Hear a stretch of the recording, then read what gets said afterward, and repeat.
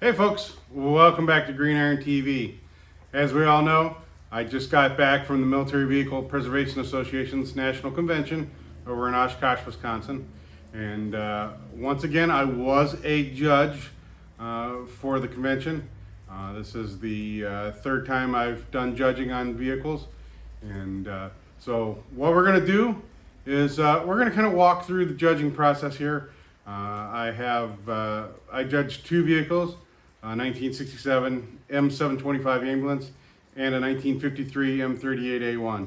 So both of those vehicles are vehicles that I have restored in the past, including my 38A1, which won the gold medal this year with a 97.55 out of 100 accuracy. So sit back, and that's what we're going to do on this episode of Green Iron TV, is go through how the judging works and just help you give you a better understanding of how it all works in case you want to have your vehicle judged someday. So, like always, please give us a like, leave a comment, and if you haven't already, please hit that subscribe button. That lets you stay tuned for all our good Green Iron madness. And please check out the link down below for the Green Iron merchandise store. There's all kinds of shirts. I have on the M725 shirt. We have hats, sweatshirts, all kinds of nice stuff. So please check that out, and thanks for watching.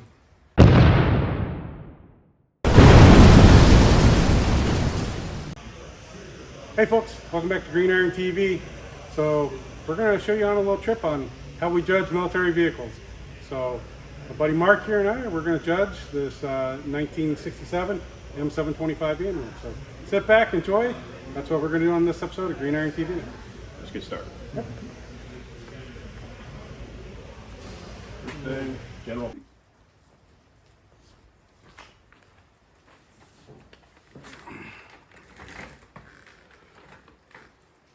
Okay, with this 725 ambulance, you can see Mark and I here are going to wander all around it, and we are going to look in every nook and cranny along this vehicle. And I have a flashlight. I brought a flashlight along. That way it helps to see markings clearly, helps to see inside of wheel wells, inside the engine bay. It just really helps, highlight those dark areas that can be sometimes hard to see. Of course, the vehicle was prejudged on its way in on its running condition, and from there we are going to move on and we do the judging of the actual body and components of the vehicle. So one of the things that we're going to be looking for is authenticity or original parts. Even if they're reproduction parts, as long as they are an original style and you can't tell that it's a reproduction part. So we are going to look all through the vehicle. We are going to look at all these bits and pieces. Underneath the hood, we are going to look at things like the alternator or generator, depending on the year of the vehicle. We're going to look at the water pump, the radiator, the hoses, stuff like that, to make sure that they are all of original style pieces. We're going to look at the starter. We're going to look at the air cleaner, the air filter style system that's on it. Make sure that's all of an original style. And of course, as we wander around the vehicle, one of the things we're going to be looking at that is very important is actually the bolt heads. So in modern hardware, they have the dashes and the markings on the back of the bolts.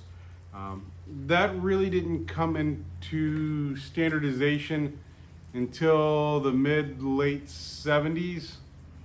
So vehicles before that should not have markings on them, unless it's a World War II Ford GPW that's going to have F-head, the Ford logo stamped into the head. But things like, is it the correct style of hardware? So even if they had to replace some hardware, did they go out and seek to find the right style? Did they just go to the local hardware store and stick a regular old nut and bolt in there. So we'll look at things like that.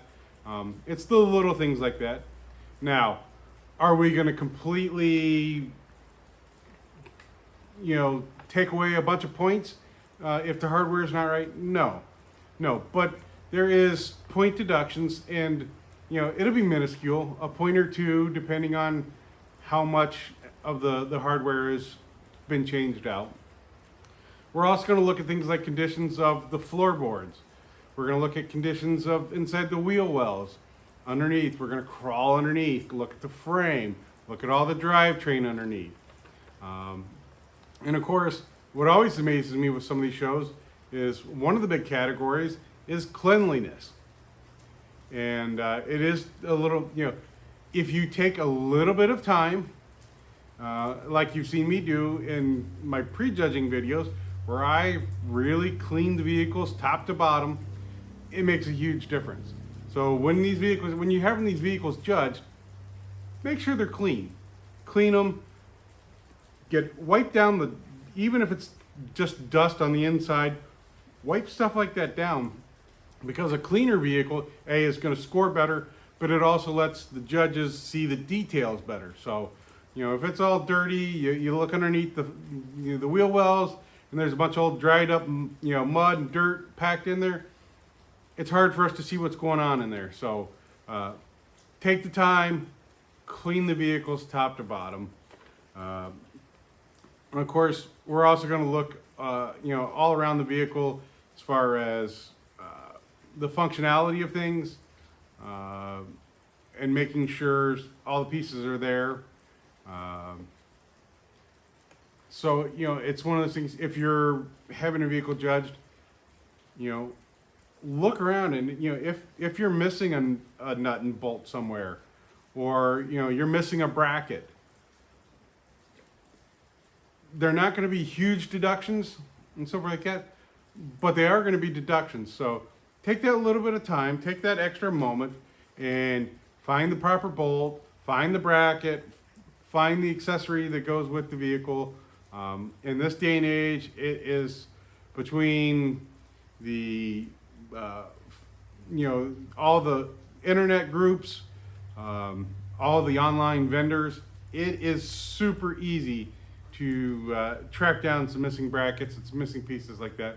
It just takes a little bit of legwork and it takes a little bit of time. But generally you can find that stuff, and a lot of times you can find it fairly reasonable, because somebody will have maybe done a restoration and has some leftover pieces. And once you post up to some of those groups of what you're looking for, you'd be surprised how many people are like, yeah, I got one of those. Yeah, hey, $5 and shipping, and it's it's yours. So take the little bit of extra time to find some stuff like that. We're also going to look at things like the original equipment pieces that come with it. So if it's got a pioneering rack, we're going to be looking at, for the pioneering tools. We're going to be looking for, all the proper straps. So if it came, like in the example of this ambulance, so in the back, there are straps that hold the upper litters to keep patients from rolling out of them. There are 4. We will look to make sure that those are in there. We will make sure to look to see all the straps that hold the stretchers when they're folded up, stuff like that. So little bits and pieces like that can always make a little bit of deduction and detract. So, and like anything, it's the little things that add up. So luckily, this 725 ambulance is in pretty good shape. It's got a lot of all the original pieces. The deductions that that we are going to end up taking on this vehicle are for some small things. It does have some missing hardware here and there, and a few missing brackets. It's missing a couple of the straps, and overall, it was dusty and dirty. So, but overall, the vehicle was nice. It was original. It looked the part. It was period correct, and this Jeep actually scored out pretty well. And this Jeep did end up with a gold medal for the owner. So, like I said, we judged it pretty fairly, looking at all the pieces all the way around it. And you know, if you're gonna have a vehicle judged, sometimes it's the little things that add up. But like I said, this one turned out pretty good.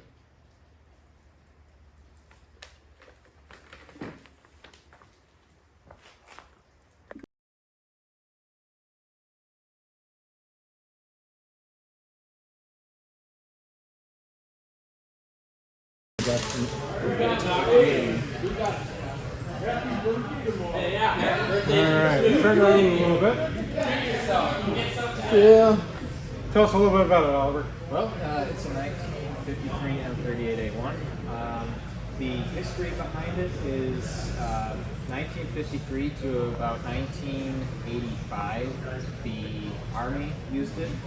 We don't exactly know what they used it for, unfortunately, but we do have some of the original paperwork when it was transferred to the civil defense in 1985. Actually have the title transfer. Yeah. So the civil defense used it from 1985 up until about 2015. They used it for fire and rescue brush truck, as far as we know. Then it went through about 2 owners after the fire department. We ended up picking it up at the Iowa Old Car Show up here in Iowa, Wisconsin. Ever since then, we've been doing a little bit to it. That's about it. Cool. Perfect. Well, we'll get started, and any questions pop up, we'll holler at you.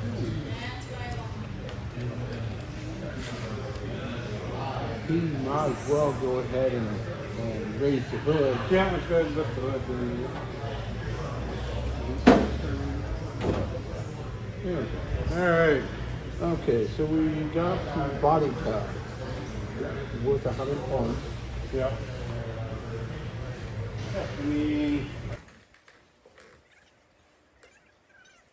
Next up, we had this unique M38A1. This Jeep is done up in the civil defense colors, so has all the civil defense markings.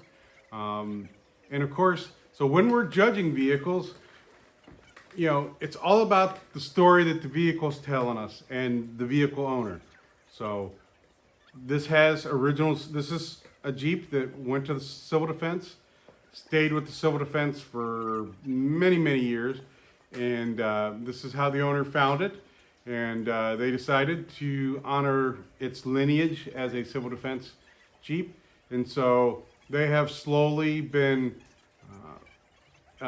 fixing up parts, you know, doing little bits and pieces here and there to, you know, make the Jeep reliable, you know, make it run well, and find bits and pieces for it. So, you know, like I said, not all the vehicles have to be marked as military vehicles. Like I said, this is a civilian defense. And we, as the 2 judges, Tom and I, as the 2 judges, judged it off its originality as a civil defense Jeep because, you know, once again, like I've explained in some of the other videos, this vehicle is being judged as a motor pool vehicle. And so it's being judged as against a standard of what it would have looked like and been like when it was in service with whichever agency, whether it be the military, the Army, the Marines, the Navy, the Air Force, or something like the Coast Guard. I've seen Coast Guard vehicles. I've helped some people with Coast Guard vehicles, or civil defense. So we are judging this vehicle off what it would have looked like while it was in use with the civil defense. And one of the nice things with this Jeep, as we look all the way around it, you know, and it's going to be just like we did with the ambulance, we are going to look all around the vehicle. We're going to look under the hood, under the body, in the tub, in the chassis. We're going to crawl underneath it, check out the drivetrain, stuff like that. And, you know, one of the things that actually struck us was the originality of this Jeep. So it has all original style parts on it.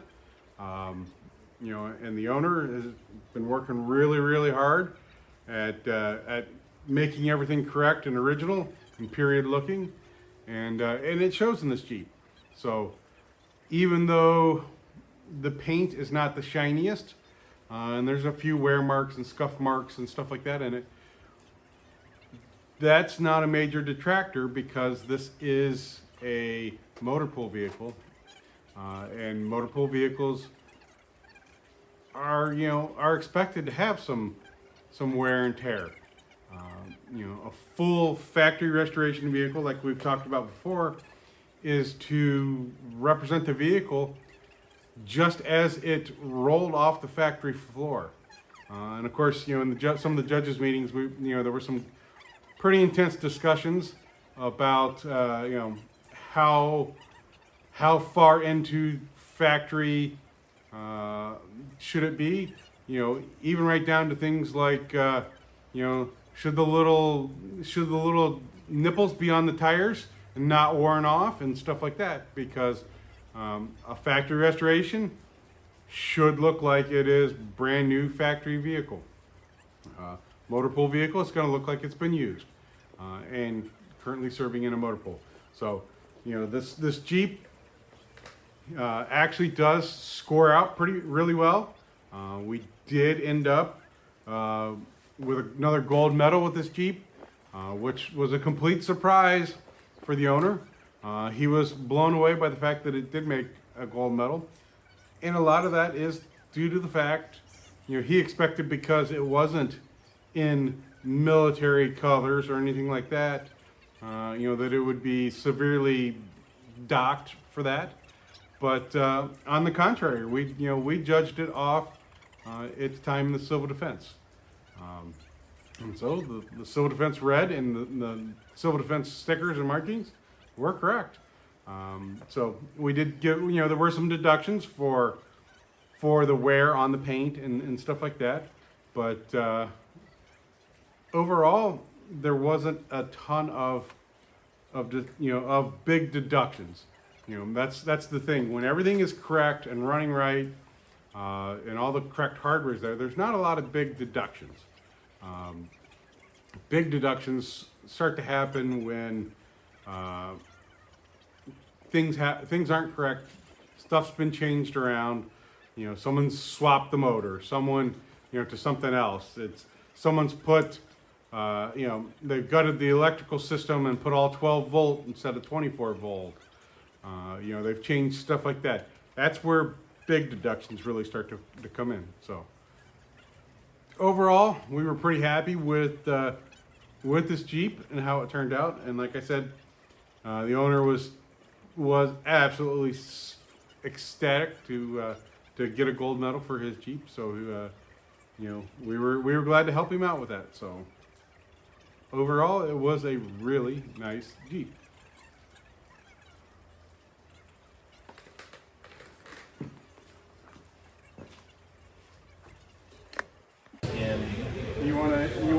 You want a good tip for the siren? Okay. Especially on the dash for in parades and stuff like that. Pain in the ass, trying to drive, wave, and push that button. Put it on the floor. Put it on the floor. Put it on the floor right next to the dimmer switch. Yeah, right next to the dimmer switch. And I have one of them. Yep. So, but it's. Well, you can even use this breaker push style like this. Yeah. That's what I did in mine. Oh yeah. Yeah. It makes it really nice to be able A to. lot easier. Yeah. That you can just touch it with your toe around the siren a little, and you know you can still wave and drive. So. Yep. Exactly. Yep. Thank you, Oliver. Yeah. Thank you. And how old are you? I am 21. Thank you, sir. Gentlemen, appreciate it. Got any questions that pop up? Go over and talk to David. Yep. Yeah. Oliver's Thank you. Yeah. he's a quiet. He's Hey Tom, here's that flashlight. So. Yeah. We have to make up what the issues were. Yeah. I think I know. Okay.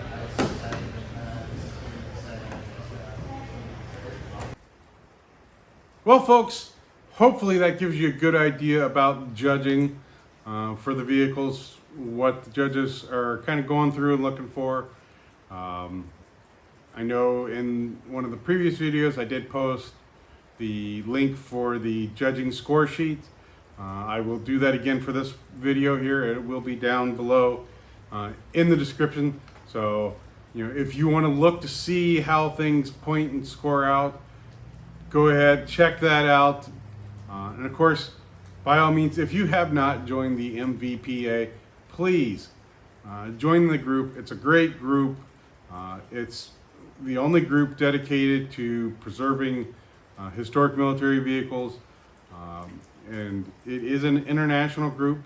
And we are always looking for new members. And so it is a great group to be a part of. And of course, you can then have your vehicle, take your vehicle to these big national shows, have them judged, and if you win an award, a gold award, it is a major accomplishment. So, it's one of those things to look at. So please join the MVPA. And of course, I will put a link to their main website down below. You can check that out, and hopefully you'll join. But like I said, hopefully you enjoyed how we do the judging. It's a little hard to film because my only option was to basically set you guys up on the tripod and kind of watch as we wandered around the vehicle, looking and checking all the things. If I was rich and had a camera crew to follow me around, it'd be a little bit different. But I don't have that option. So hopefully you can get the good gist of how the judging works by the static camera, and hopefully what I've been able to explain to you guys. So I do enjoy the judging, and so hopefully next year when the show goes to Louisville, Kentucky, I will put in my application to be a judge again. Like I said, I've done three conventions of judging. I do enjoy it. I enjoy the camaraderie amongst the other judges and amongst the participants at the shows, especially with the owners of the vehicles we're judging, because one of the important things with judging is getting to know that owner and letting them tell you the story of their vehicle, and that usually means a lot. So anyway, thanks for watching along.